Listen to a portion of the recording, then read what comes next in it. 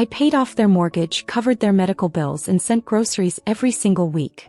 But last Thanksgiving, my mother stood up, raised her glass, and toasted my sister-in-law, and called her the daughter she never had. I didn't cry. Not there. Not at that table. I just smiled like I always do, pretending the stuffing wasn't stuck in my throat and that my heart didn't crack. Again, in the same place it always breaks. My name is Linda. I'm 54 years old, divorced, and child of the very parents who seem to have forgotten I exist. Well, unless the bills are due. Then suddenly they remember. I live just outside Columbus, Ohio, in a modest one-bedroom apartment with more books than furniture. I teach part-time at the community college, freelance edit in the evenings, and somehow, despite all that, I still manage to pay for my parents' cable, their prescriptions, and whatever new appliance my mother claims suddenly stopped working. I don't complain. I didn't raise my hand and volunteer for this role. It just became mine. I'm the strong one, the reliable one, the one who doesn't make a fuss. And Angela, my brother's wife? She floats into the room like a walking Christmas commercial. All polished teeth and pumpkin-spiced perfume. She doesn't work. She doesn't cook. She's never offered to pay for anything. But she knows how to smile just right, tilt her head just enough, and say all the things my mother wants to hear. Last Thanksgiving was the moment I finally saw it. Angela walked in 45 minutes late holding a bakery-bought pie, barely said hello, and somehow by the end of the night she was the star of the show. I spent 3 days cooking that meal. The turkey, the sides, even homemade cranberry sauce with orange zest, just like Mom used to make when I was little. He barely touched it. But when Angela placed that pie on the table, my mom lit up like it was the second coming of Julia Child. And then she said it. Right in front of everyone. Angela, you're the daughter I never had. My brother looked at me. He knew what she had just said. But he didn't say a word. Neither did I. Because that's what happens in families like mine. The ones where love is transactional but silence is generational. So I smiled, cleared the dishes, and told myself it didn't matter. Told myself they don't mean it. Told myself you're just being sensitive. But the truth? That was the night I stopped pretending. That was the night I stopped swallowing the hurt and started paying attention. And that was the night I knew something had to change. It didn't start all at once. The quiet ignoring, the little digs, the way my efforts became invisible. It crept in slowly, like rust in the corners of a house you thought was solid. One day you realize the hinges don't swing quite right, the foundation's cracked, and everything you built is sagging under weight you didn't even realize you were carrying. It started after my divorce. I'd been married for 12 years to a man who loved the sound of his own voice more than the idea of partnership. No kids, not by choice but by fate. And when the marriage ended, my parents didn't ask if I was okay. My mother just shook her head and said, "Well, at least you're not bringing shame like some others." Some others. That's what I became. A statistic. Somebody else's daughter, wrapped in disappointment and silence. After that, the roles shifted. I wasn't the one they proudly talked about at church or introduced to old neighbors. I became the one who had a lot on her plate. But somehow I still ended up being the one they called when the furnace broke. The one they called when the pharmacy needed a refill, when the fridge stopped humming, when Dad's blood pressure monitor needed new batteries and they were too tired to go out. And I went. Every time. I clipped coupons to afford groceries I didn't eat. Paid co-pays for appointments I never attended. I bought them a new water heater with my tax return. Spent my weekends helping organize their garage. Even though they never asked my brother once. And every time I offered help they accepted it like I owed them. Once when I finally worked up the nerve to ask my mother if she needed help cleaning out her attic. I meant it as a bonding thing, she replied. "That's more your area, isn't it? You don't have a husband or kids to worry about." I laughed. Because that's what you do when your heart drops. You laugh it off, smooth over the pain like paint on peeling drywall. Angela, meanwhile, was still getting settled into married life for 6 years straight. She didn't work. Claimed she was building a blog. The only thing she built was an Instagram following and a Pinterest board full of wedding ideas for friends she didn't have. But she knew how to sit with my mother and compliment her new haircut. How to drop just the right compliment at just the right time. "Your meatloaf is better than my mom's. I hope I age as gracefully as you." Little things, small manipulations. And they worked. Suddenly Angela was invited to tea, to spa days, to church potlucks I hadn't heard about in years. Meanwhile, I was told to let them know if I wanted to drop by. Kept helping. I kept paying. I kept pretending not to notice. I was raised to believe that love was shown through action. That if you did the right things, people would see your worth. And when they didn't, you just tried harder. So I did. I made sure their fridge was always stocked. Paid their utilities before the pink notices showed up. Even paid off a lingering medical bill that my father never mentioned. $2,300 gone in one click of a banking app. No thank you. Just about time someone handled that. I swallowed the hurt because that's what daughters do. Especially daughters like me. No children to anchor me, no husband to hide behind. Just me, my bank account, and the unspoken duty of making it all work. But it got heavier. Not just financially, but emotionally. I started waking up tired. Not just sleepy, bone-deep tired. The kind of tired that makes you forget what joy feels like. I'd go over to fix something. A printer, the microwave, their internet. And they'd act like I was the repair guy, not their daughter. My father once said, "You're good at this stuff. You've got a mind for chores." Like that was a compliment. My mother started calling Angela sweetheart, honey, my girl. She never used those words for me anymore. Once when I stopped by unannounced with homemade soup because I knew Dad had a cold, she opened the door and looked irritated. "You should call before you come. We have company." It was Angela sitting on the couch sipping tea like royalty. I left the soup on the counter and drove home in silence. Didn't cry. Didn't scream. But that was the moment something shifted inside me. I didn't know it yet, but I was starting to count. Every unthanked chore. Every unpaid debt. Every smile that Angela got that used to be mine. And I was starting to wonder. What happens when the strong one finally says enough? Angela arrived late to nearly every family gathering. That became her thing. Her entrance was always grand, always just in time for the toast or the first bite of dessert. I would be the one who arrived early, setting out plates, checking if the green beans were too salty, reheating rolls. But she was the one who walked in to applause. I remember the first Christmas after my dad's minor stroke. I'd driven across town in icy rain, carrying a full tray of roasted vegetables, wrapped tightly in foil. My boots were soaked, my hands stiff from the cold. Angela arrived 40 minutes later in heels with nothing but a tiny box of store-bought chocolate truffles. And somehow she was the one my mother hugged first. "You always know how to lift the mood, Angela," my mom cooed, taking her coat like she was royalty. "We're so lucky to have you." I stood there, dripping wet with aluminum foil peeling off in steam. No one even asked what I'd brought. That day I realized Angela didn't need to contribute to be valued. She just had to exist in a way that made others feel entertained or important or seen. Meanwhile, I was the backdrop. The wallpaper of this family. And it only got worse. When Angela started posting pictures online. Family selfies where I was mysteriously cropped out, holiday dinners where the captions always read, "Just us and love." My mother shared every single one. Reposted, reshared, praised them like they were art. One time I gently asked, "Mom, why wasn't I in any of the Thanksgiving pictures?" She looked up from her phone and said, "Oh, you're always behind the scenes, honey. It's hard to catch you standing still." Behind the scenes. Like the hired help. That year I made the entire dinner. I mean everything. Turkey, mashed potatoes, 2 kinds of stuffing, 3 pies, plus the gluten-free options for Angela's sensitive digestion phase. She didn't touch most of it. Just picked at the cranberry salad, smiled and posed for photos. At the end of the night when she finally stood up to leave, my father kissed her cheek and said, "You really make the holidays shine." I wanted to scream. I wanted to bang my fists on the table and shout, "It's not her. I did all of this." But I didn't. I just nodded and began clearing the plates. There was one moment, though, one that still sits in the center of my chest like a cold stone. It was my mom's birthday. I'd spent the whole week preparing. I ordered custom cupcakes from a small local bakery she used to love.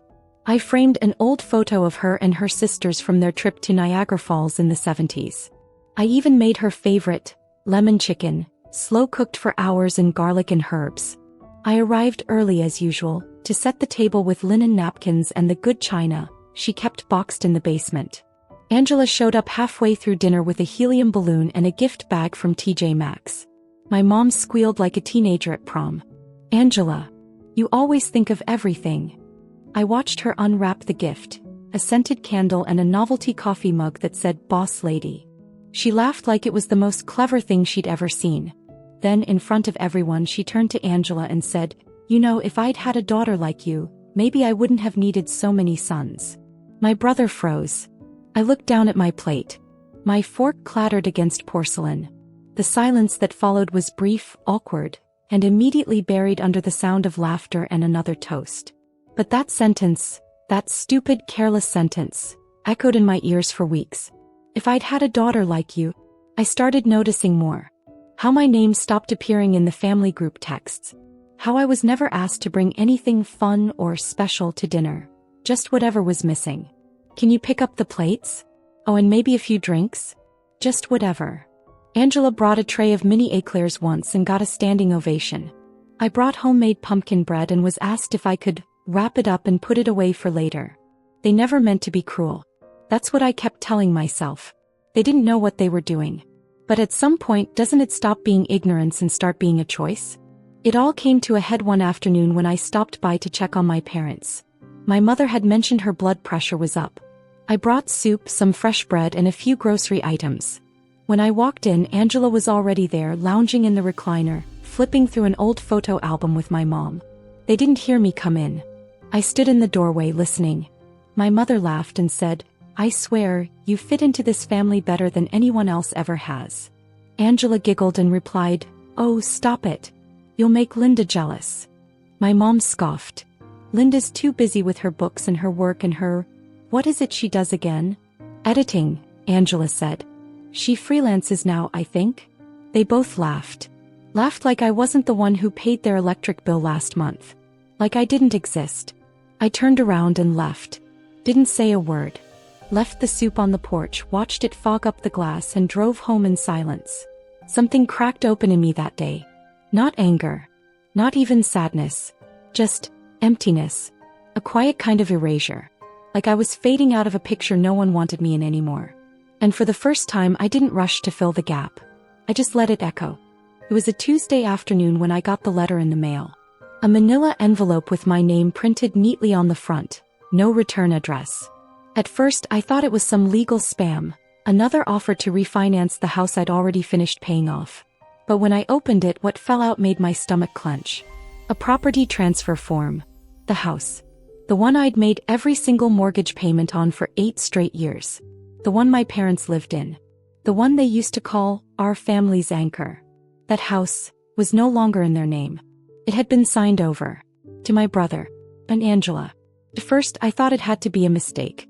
Maybe some clerical error. My hands shook as I flipped through the pages. But there it was, clear as day. My mother's signature, dated 2 months ago. A notarized transfer. No mention of me. No call, no warning, no explanation. I sat on my couch, the documents spread out across my lap, and I stared at them for what felt like hours. I remembered the Christmas I skipped buying myself a coat because the boiler had gone out. The month I paid their property taxes and lived on soup and saltines. All those small sacrifices I made, silently, automatically, because I believed it mattered. That it meant something. That love and loyalty were the same thing. I thought of my mom's voice, soft but firm, saying, "It's your family's home, Linda. You'll always have a place here." What a lie. That night I didn't sleep. I barely breathed. I just sat in my kitchen rereading those forms, feeling my body grow numb. Like the ground beneath me had shifted, but no one else noticed the quake. The next evening I picked up my son Jonah from school. He's 13. Tall for his age, smart, quiet like me. As we pulled into the driveway, I asked how his day was. He didn't answer right away. Then as I parked, he turned to me and said something that shattered me completely. "Mom, are we not part of the family anymore?" I blinked. What are you talking about?" He looked down at his hands. "Grandma told Angela that I'm not their real grandkid. That I'm just yours." I felt like the air had been punched out of my lungs. When did she say that? At lunch. When I was at their house last weekend. I heard her. She said it in the kitchen. Angela laughed. I stared at him, my throat tightening. He wasn't crying. He wasn't angry. He just looked confused. Like something sacred had been stolen and he didn't know where it went. I reached over, held his hand. "Jonah, you are absolutely part of this family. You're my son. You're loved. That's all that matters." He nodded, but the wound was there. I could see it. And I knew deep down that kind of wound didn't go away easily. Not when it came from people who were supposed to protect you. That night I cried in the shower. Not the silent tears I usually let slip after they'd said something thoughtless. These were guttural sobs, the kind that rose from somewhere deeper than pain. A place where betrayal and exhaustion live side by side. And when I dried off, when the steam cleared from the mirror, I looked at my reflection and said one word out loud. Enough. It startled me. Not because I'd never thought it before, but because I'd never meant it. The next morning I pulled out every receipt, every bank statement, every mortgage payment stub. I went through 8 years of financials, highlighting everything that tied me to that house. My name, my money, my sacrifices. Then I called a lawyer. Not to sue, not yet.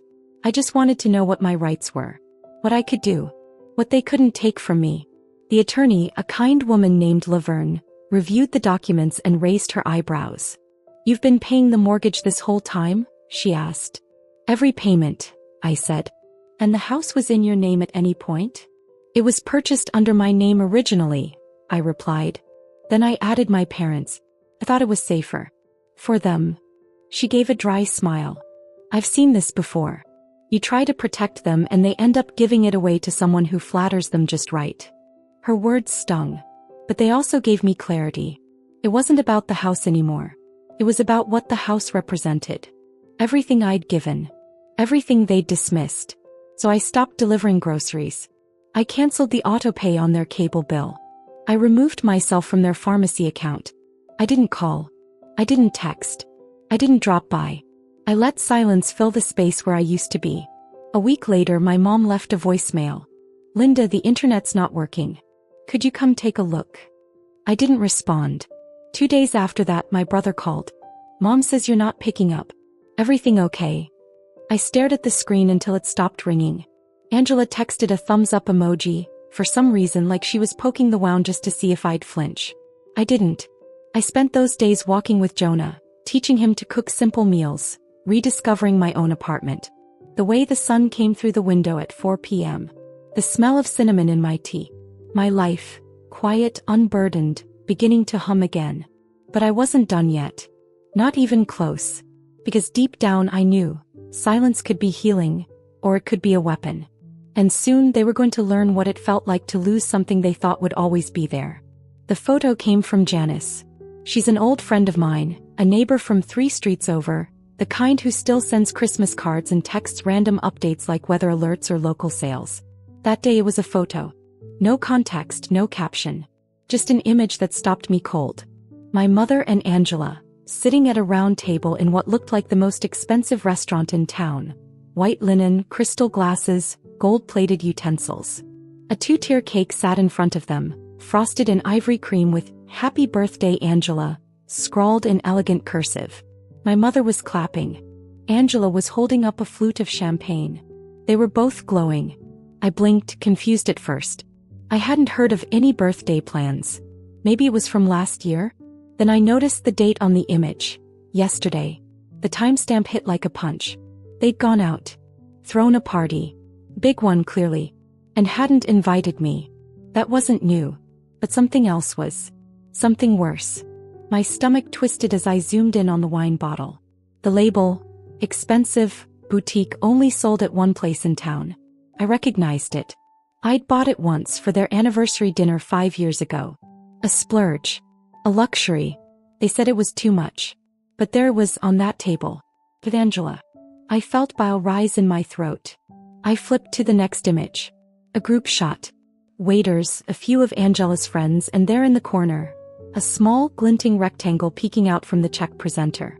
The bill. And on the receipt, my name. Wyndham. The card used was mine. The emergency-only credit card I had attached to my mother's wallet years ago. Back when she was having dizzy spells and insisted on having a safety net. I'd told her to use it only if she needed an ambulance, a taxi, or her medications. I never canceled it. I trusted her.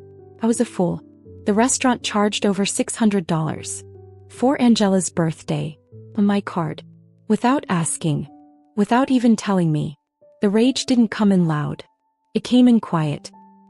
Focused. I stared at the image, then at the bill, then back again. Angela smiling. My mother laughing. And my name, paying for all of it. I didn't cry. Not this time. Instead, I opened my laptop. I logged into my credit account. Confirmed the charge. Then opened the notification center. 10 more purchases over the past 3 months. None of which were mine. Spa treatments. Floral deliveries. A boutique purse from a shop that sold handbags starting at $300. All under my name. All while my mother called me to say they were barely scraping by. I called the credit company, flagged every charge as fraudulent and canceled the card. They asked if I wanted to report the card holder. I paused. Then said yes. The next morning my phone buzzed. My mother. Then Angela. Then my brother. None of them left voicemails. Just a series of missed calls. One after the other. I turned my phone off and sat in silence. I poured myself coffee. Let Jonah sleep in. Watered my plants. And I smiled. Not because it was over. But because it had begun. There's something powerful about realizing you've been used. And choosing for the first time to not let it break you. They thought they could keep draining me quietly forever.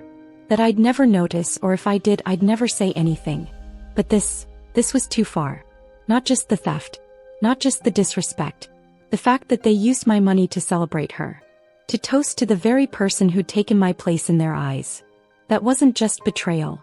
That was war. And I was finally ready to fight. I didn't ask them to come. I told them. A simple group text. Family meeting. My place. Sunday at 4. No explanation. No emoji. No, please. They all came. Of course they did. Curiosity's a powerful drug. Especially when it comes from someone they'd gotten used to ignoring. My brother arrived first, looking mildly annoyed. Angela was glued to her phone, not even pretending to be curious. My parents walked in last, all polite confusion and wary glances. My mother brought a store-bought cake, the kind I used to make from scratch. You said this was serious, my father grumbled. We've got things to do. I smiled. Then let's not waste time. I gestured to the dining table where I'd laid out the documents like exhibits in a courtroom. Bank statements, credit card logs, property transfer records. Printed screenshots of Angela's birthday dinner. The receipt with my name. The boutique charges. Spa bookings. The purse. All of it. Angela laughed. What is this? A scrapbook. I didn't answer her. I looked at my mother. You used my emergency credit card to fund a birthday party. Her eyes narrowed. We meant to pay you back. You never even told me. My voice was calm. Too calm. You let me believe you couldn't afford groceries while you bought her champagne. My father crossed his arms. Watch your tone. Oh, I said, you'll want me to keep this tone. Because what I'm about to say will be much louder if I don't. I turned to my brother. You let them transfer the house to you. You didn't even ask. He shifted. It's just paperwork. It made sense. It was theft. I cut in.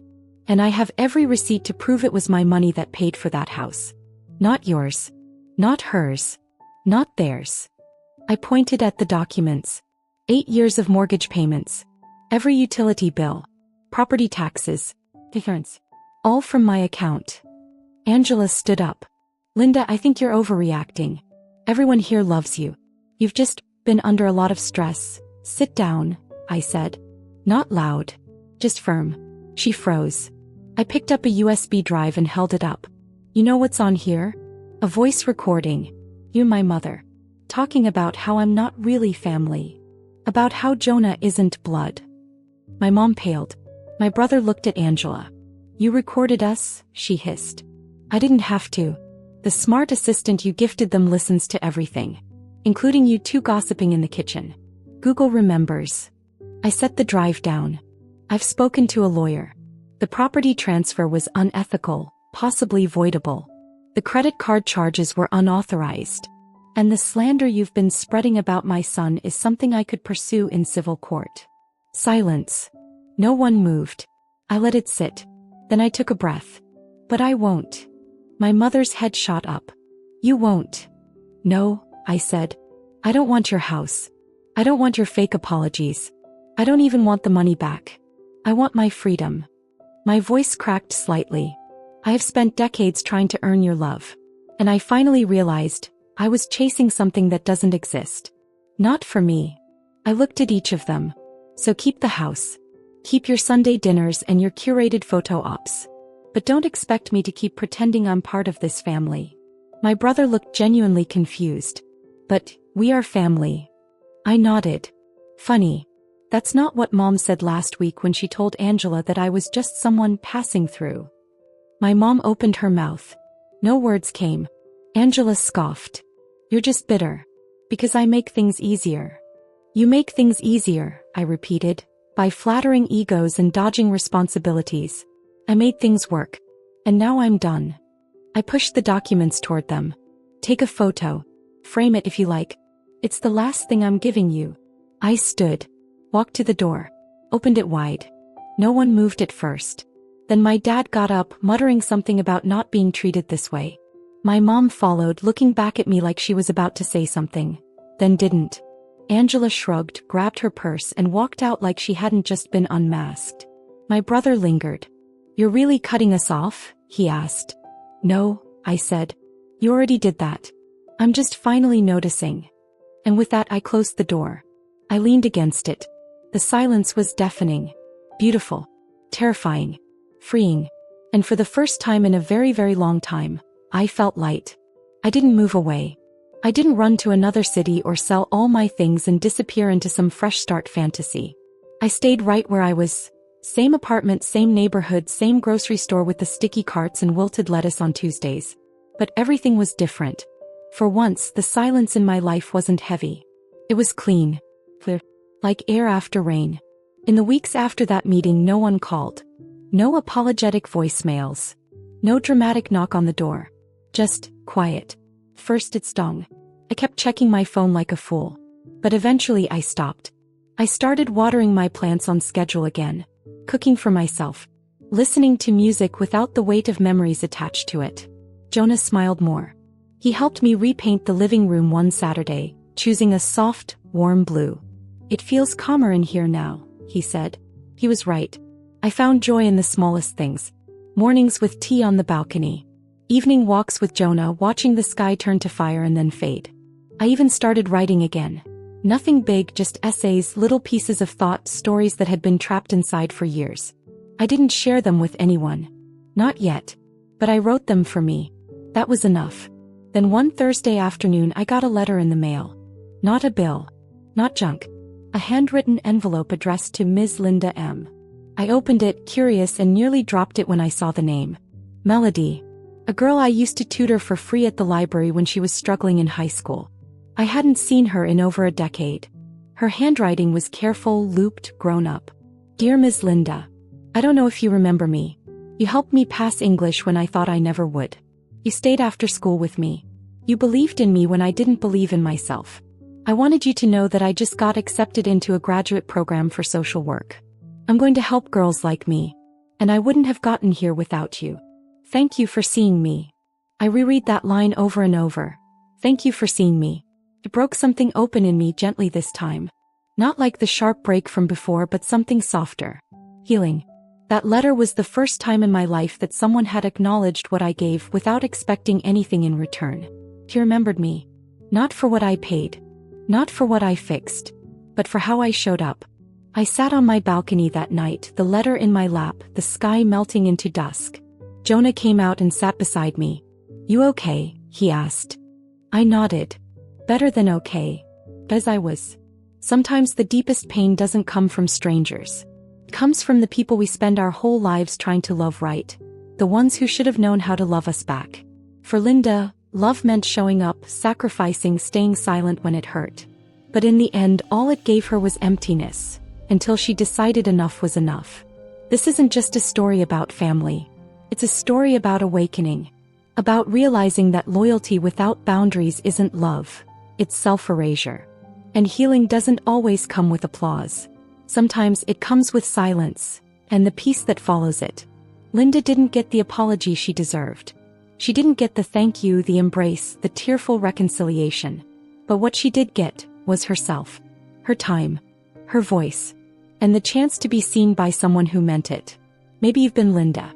Maybe you've been the one who kept giving, hoping one day they'd notice. And maybe, just maybe, you're finally ready to stop waiting. So let me ask you this. Have you ever been the invisible one in your own family? Leave a simple yes or no in the comments. And if you're comfortable, share your story. You never know who might need to hear it. If this story touched you even just a little, consider subscribing. It's free and it helps us keep telling real stories about real people. The ones we don't always hear loud enough. Thank you for being here. You're seen, you're heard, and you matter more than they ever told you.